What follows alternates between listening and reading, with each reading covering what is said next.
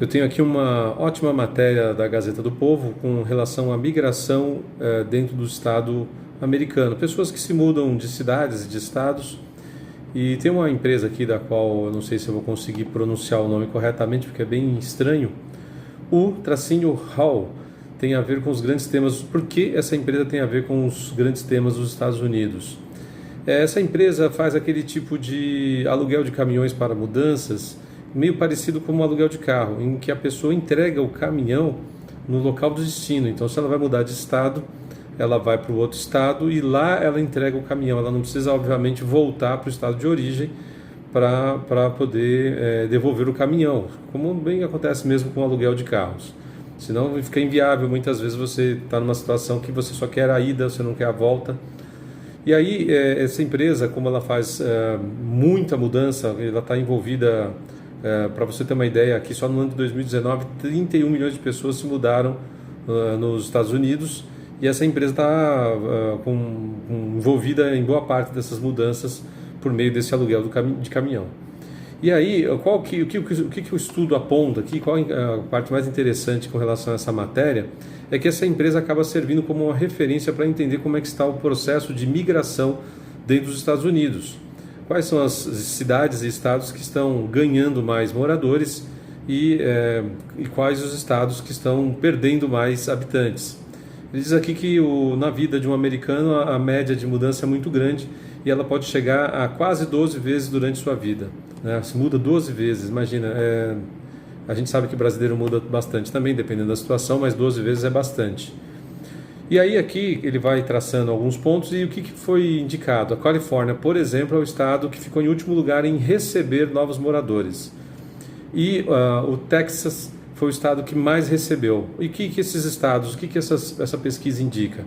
Que os estados onde estão os democratas são os estados onde mais se perde habitantes. Ou seja, a conclusão que ele chega aqui é que a interferência, como os democratas são à esquerda nos Estados Unidos, eles têm como referência padrão no modo de trabalho deles, de pensamento deles, a interferência do Estado na sua vida. Conclusão que a matéria chega aqui é que as pessoas elas querem um mínimo de liberdade, um mínimo de interferência, elas querem ser deixadas em paz, ou seja, querem viver com tranquilidade. E a interferência de governos democratas na vida delas faz com que elas queiram se mudar para outros estados e ter um pouco mais de liberdade, se não a liberdade plena, alguma liberdade. E ele diz aqui, as pessoas têm um limite de tolerância aos desmandos de governos ruins e os governadores e legisladores democratas, via de regra, são muito ruins.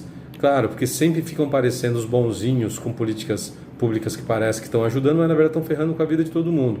Todo lugar que esses caras põem as mãos acaba aumentando muito o número de mendigos, de miseráveis, de transeuntes, de gente morando nas ruas. Basta você dar uma olhada aqui nas capitais no Brasil, vai para São Paulo, vai para Porto Alegre, vai para Curitiba, mas São Paulo principalmente, eu lembro de ir muitas vezes quando criança com a minha mãe para o centro da cidade, era bastante desproporcional você ver crianças de rua, mendigos pelas ruas, mas vamos dizer assim, perto do que é hoje era um número infinitamente menor. Então hoje você vê realmente que o negócio perdeu a mão, está completamente fora de controle. A Cracolândia é um troço assustador, né? E aí, com base nesses estudos, né, o cara vai identificando aqui quais são os estados que mais ganharam moradores e chegou ao absurdo, por exemplo, de no estado da Califórnia não ter caminhão para fazer mudança. Ou seja, como não tem quase ninguém indo morar lá, a dificuldade que as pessoas têm de encontrar caminhão para elas poderem retornar, fazerem suas mudanças para outros estados. Então a empresa é obrigada a pagar os seus funcionários para levar caminhão para a Califórnia para poder atender a clientela de lá.